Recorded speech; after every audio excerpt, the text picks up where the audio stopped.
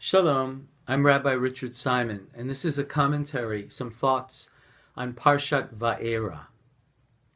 Vaydaber Elohim el Moshe, Vayomer elav, Ani Yud-He Vav-He. Va-eira el Avraham, el Yitzchak, ve'el Yaakov, be'el Shaddai.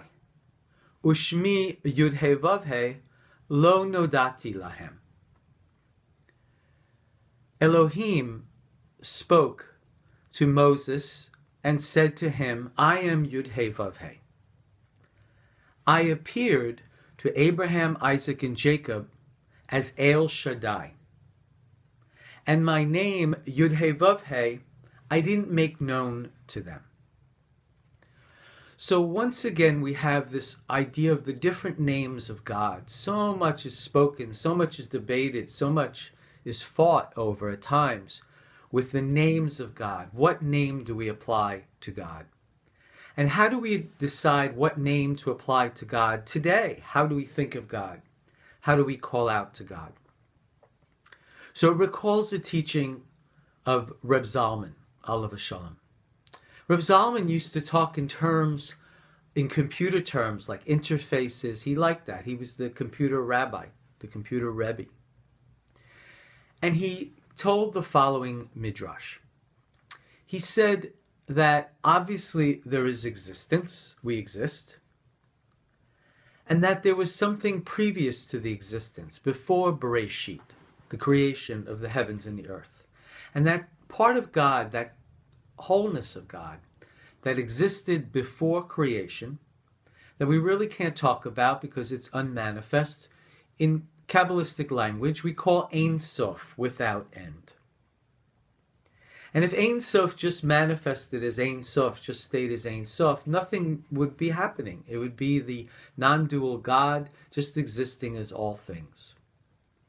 So Ein Sof has to do something.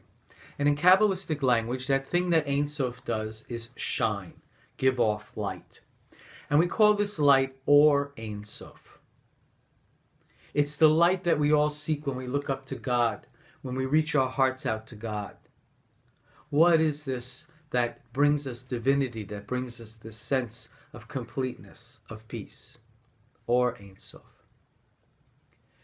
But when we as humans look up to that Or Ein Sof that's shining, there's an interface. There's the Or Ein Sof coming down, and there's our perception of what that is that we're raising up. And that interface between the two creates a name of God.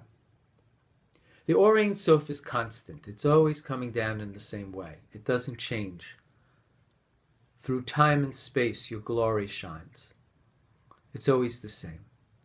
But our perceptions change as we look up, sometimes moment by moment, and we get a different name of God. And we should be comfortable with that name of God. Sometimes that name of God is Elohim. Sometimes it's Yud-He Vav-He. Sometimes it's El Shaddai. For some people it might be Jesus. It might be Allah. And my favorite is when we look up and we know there's Or Ein Sof coming down. We know there's some divinity coming down and we're not sure what it is. And we say, I don't know, or I'm not sure. Another name for God. At the end of the Shema, we say, Adonai Elohechem Emet, which in Jewish renewal we often translate as, your God is the true God. Whatever you are perceiving that moment as the interface is the true God for you. And we shouldn't insist that it be the true God for everybody. And it's a changing God, that interface. So if I'm sitting in meditation and contemplating the oneness of all being and the fairness of the universe and the peace of the universe and all is well, and when I finish my meditation, I walk outside and I have a flat tire, and I look at the flat tire and I say, God, no? Do you do this to me?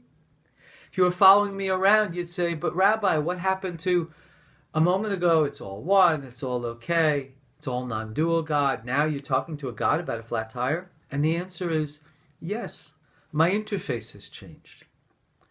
My God of truth has changed. May our gods of truth, may the interface, the names of God that we find be gods that bring us to greater understanding, to greater enlightenment, to peace, to light. Amen. Good Shabbos.